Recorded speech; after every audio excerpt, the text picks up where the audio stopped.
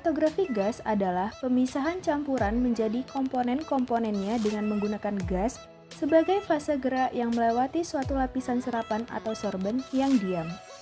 Nah, kromatografi gas ini terbagi menjadi dua fase, yaitu fase gerak dan fase diam. Fase gerak berupa gas pembawa yang bersifat iner seperti helium atau tidak reaktif seperti nitrogen. Sedangkan fase diam berupa lapisan cair mikroskopis atau polimer di atas padatan pendukung fase diam. Bagian-bagian kromatografi gas. Yang pertama, ada oven. Oven yang baik harus bisa memberikan akurasi dan kestabilan suhu yang baik. Kemudian yang kedua ada kolom, yang berfungsi sebagai fase diam. Dalam kolom inilah terjadi pemisahan komponen-komponen dalam campuran berdasarkan perbedaan afinitas masing-masing komponen terhadap fase diam dan fase gerak. Kemudian yang ketiga ada injektor, yang berfungsi untuk memasukkan sampel, menguapkan sampel, dan mencampurkan uap sampel dengan gas pembawa.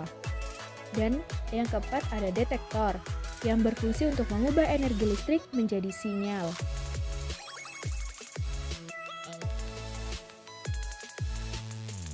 Kemudian yang kelima ada sistem gas pembawa.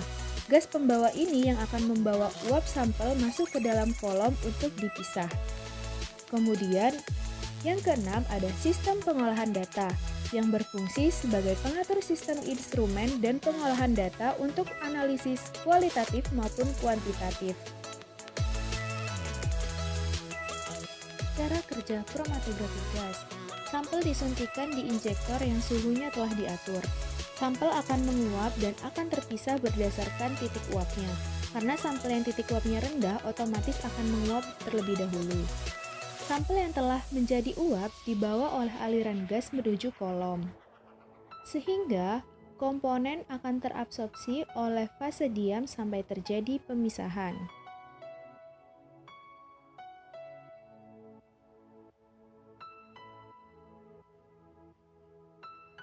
Komponen terpisah berdasarkan nilai kepolarannya.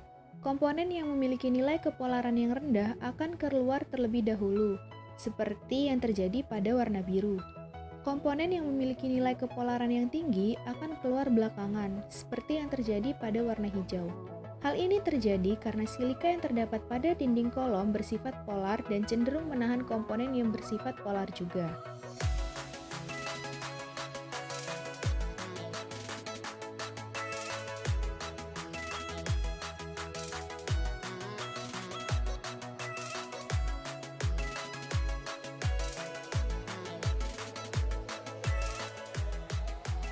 Komponen yang terpisah selanjutnya menuju detektor,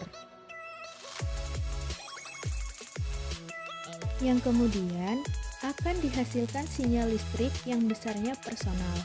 Sinyal listrik tersebut akan diperkuat oleh amplifier. Kemudian, kromatogram akan dicatat oleh recorder berupa grafik.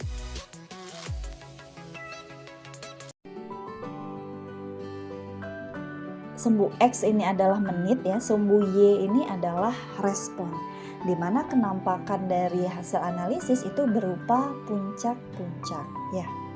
Nah, di sini untuk menit sendiri ya itu dikatakan sebagai RT ya, atau waktu retention time ya. Jadi kalau misalnya kromatografi sederhana seperti KLT atau KK itu kita kenal sebagai RF. Ya kan, RF atau retardance factor mungkin ya, RF. Nah, kalau di sini kita kenal istilahnya itu RT, retention time ya, atau waktu retensi. Nah, waktu retensi ini juga dipengaruhi oleh adanya titik didih dan juga berat molekul dari sampel. Nah, jadi kalau misalnya teman-teman nih secara umum ya kan, ketika kita mendapatkan kromatogram ya seperti ini, maka kita tinggal menghitung jumlah puncak yang ada. Anggap di sini ada 1, 2,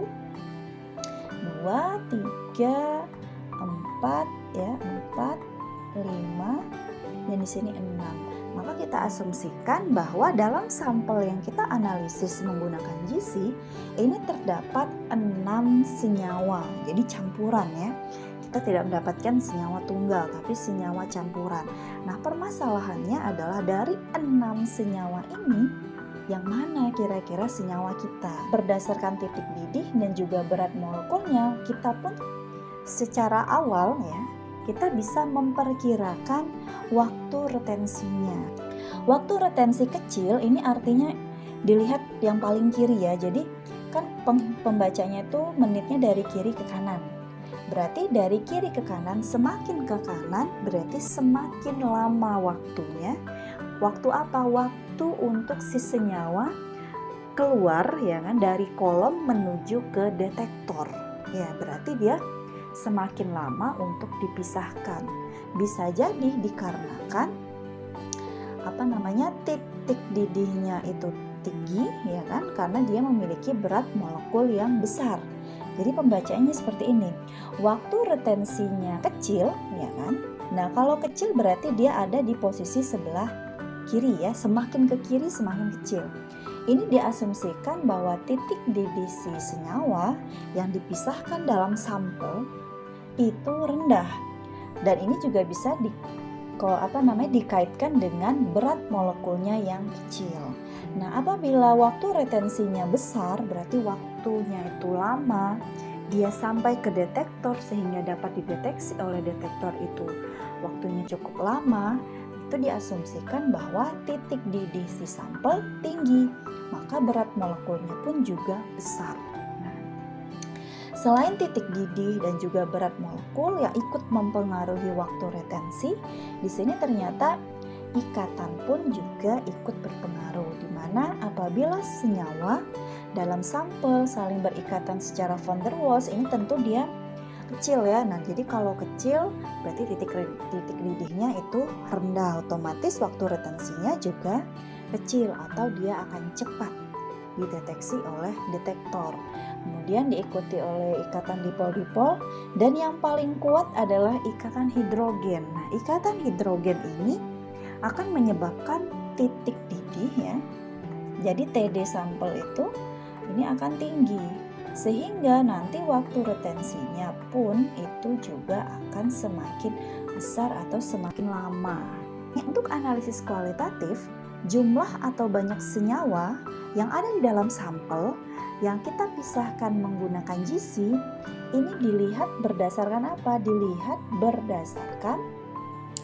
berdasarkan jumlah dari puncak kromatogram, di mana puncak kromatogram ini akan sebanding dengan banyaknya komponen atau banyaknya banyaknya senyawa di dalam sampel. Nah, analisis secara kualitatif dengan adanya standar yang kita punya, dengan sampel yang kita uji ya kan, kita harus membuat kondisi yang sama antara standar yang kita punya dengan sampel yang sudah kita miliki secara kualitatif, dengan melihat bentuk puncaknya ya kan, puncaknya ini muncul di waktu retensi berapa.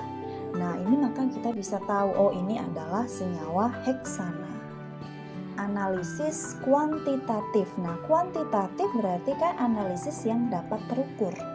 Artinya banyaknya kadar suatu senyawa, hasil pemisahan dari GC ini dilihat dari persen areanya. Jadi persen area itu data ini. Ya, jadi persen area ini disesuaikan juga dengan waktu retensinya. Jadi pada saat kita punya kromatogram, kita nggak usah panik dulu. Bagaimana cara membacanya, ini punya siapa, waktu retensinya berapa, tenang, karena memang hasil record ya kan yang akan terekam di komputer itu akan komplit.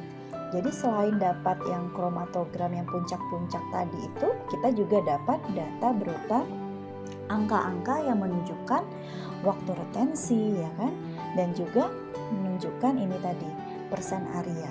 Nah, jadi kita menggunakan ini tadi persen area atau area persen dari hasil GC ya kan, untuk menghitung persen rendemen. Caranya, persen rendemen ini sama dengan berat ekstrak ya, baik dari hasil isolasi maupun hasil sintesis, dibagi dengan berat teoritis. Nah, untuk berat teoritis ini kaitannya dengan hasil perhitungan stoikiometri ya. Jadi ini hasil hitungan stoikiometri. Hasil stoikiometri kita nanti dikalikan dengan persen area GC. Nah, misalnya tadi berdasarkan kromatogram ternyata terdapat dua puncak, ada puncak 1 dan puncak 2. Nah, di sini kita asumsikan, kita yakin ya, bahwa ternyata baik menggunakan adanya baku standar ataupun tidak gitu kan.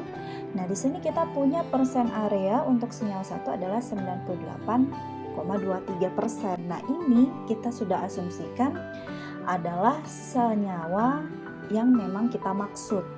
Nah, caranya berat ekstrak 2,5 mg dibagi berat teoritis 2,7 mg dikali dengan persen area GC. Maka saya dapat menyimpulkan bahwa persen rendemen atau kemurnian hasil ekstrak sintesis saya ya kan, atau hasil sintesis yang saya miliki itu adalah kisaran 90,95%.